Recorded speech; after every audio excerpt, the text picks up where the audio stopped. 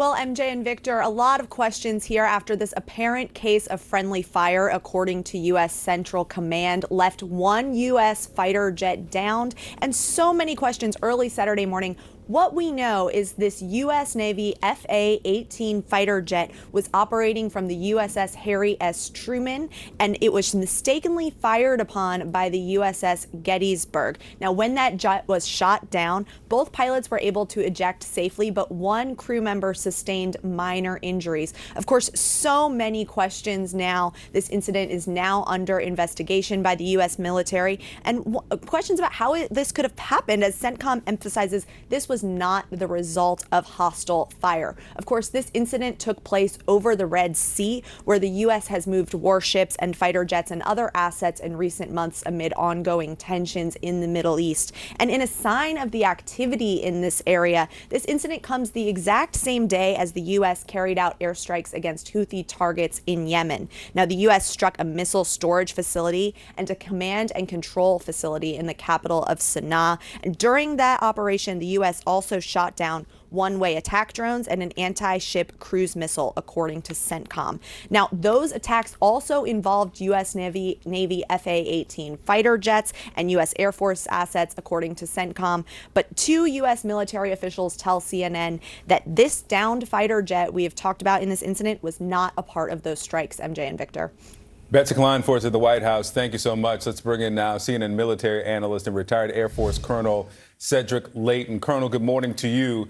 The investigation will determine how this mistake happened, but typically, how do these types of mistakes happen? Yeah, Victor, good morning. One of the big things here is that you have a very big airspace that they're dealing with. And in that airspace, there's a lot of activity, especially when there's a carrier battle group active like there is in the Red Sea with the USS Harry Truman. Now, which is where the F-18 came from. So when you are in a zone like this, where there is combat happening at one end of the Red Sea, and then there are other flight patterns that the folks on the USS Gettysburg, the sailors on the USS Gettysburg have to deal with, it can be pretty easy to mistake targets from one to the other. In other words, is one a friendly target, or is one an adversarial or a potential adversarial target? So what the investigation is going to look at is what the people, the sailors that were manning the positions on the USS Gettysburg, what they saw, what they believed was coming toward them, if in fact the aircraft was heading toward them, why they saw it as a potential hostile aircraft, and why they fired. So this is going to be a critical piece, and in these situations, what they saw, what they believe to be the case, is going to be a key part of that. What the radar picture looked like for them is also going to be a factor, and of course they'll need to answer why they didn't deflict the aircraft properly. And what we also learned is that this fighter jet was mistakenly hit, and then the two Navy pilots ejected from their jet. I mean, is this how the ejection system, if you can call it that, is that how it's supposed to work? Or typically, would you see something like this coming, and then before you're hit, you're supposed to get yourself out of the fighter jet? Yeah, MJ, one of the key things here is that pilots always stay with their aircraft until they can't maneuver the aircraft. So what basically happened in this particular case is not atypical for a situation like this. In essence, what you have is a missile coming toward you. If you can evade that missile, you're going to do everything you can to not only save yourself, but save the aircraft. If your aircraft gets hit, that's when you eject. And that's exactly what these pilots, these crew members followed in this particular case, those procedures. Colonel, should we have expected that there would have been some opportunity to communicate between the Gettysburg and these two pilots before this happened, that they could have identified themselves? Yes, absolutely. And that's also going to be one key aspect of the investigation, why the crew on the USS Gettysburg did not see this aircraft as a friendly aircraft. So there's supposed to be communication between not only the pilots and the aircraft carrier, in essence, their controllers in this case, but also with all the other naval assets in the region.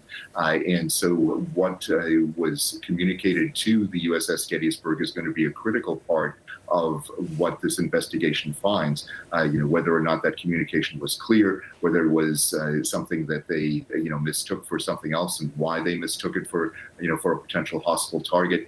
That's the kind of thing that is going to be part of the investigation. So yes, communication, what it was, how it was lacking. If that's the case, that's going to be part of the investigation. Colonel, I was struck before when you were saying that it's actually, easy enough to mistake targets in this fashion. I mean, how much activity there has been in the Red Sea basically since October 7th, heightened hostilities, the back and forth. Was it actually just a matter of time, in your view, until we had an incident like this, given how much activity we've seen there?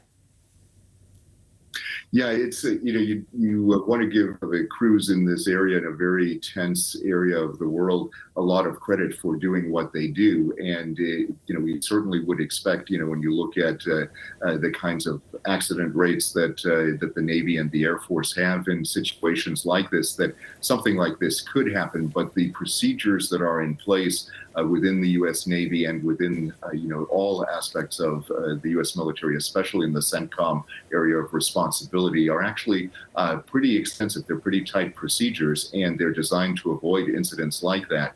And when a situation like this occurs, obviously something went wrong, and whether or not you would have expected something like this, that depends what exactly went wrong. But MJ, when you look at the totality of this, it is certainly clear that an accident like this could certainly happen. And, we are lucky that it hasn't happened before.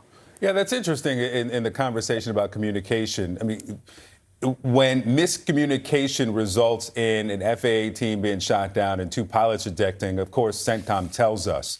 But when these types of miscommunications happen and they don't reach this level of severity, I mean, how common is that? Yeah, that each crew is going to on each ship is going to probably have different statistics when it comes to that. But yes, it is something that does happen, where at first people think that there's an incoming target to them, and you have to think these aircraft are moving at a very high speed, and when you are sitting in a guided missile cruiser and you're looking at what is happening on your radar scopes and you see what is coming toward you, the potential for misidentification is actually quite high, and that's where training comes in. They look at the types of aircraft, they look at their characteristics, they look at the airspeed, they look at those kinds of things and use that to help determine whether or not what they're seeing on the radar is accurate. And of course, they also look at the intelligence picture and try to deconflict with that. So these kinds of things, do happen, and misidentifications are very often corrected just in time before an incident like this, as bad as this is, before an incident like this does happen. All right, Colonel Cedric Leighton, thank you so much. Happy holidays.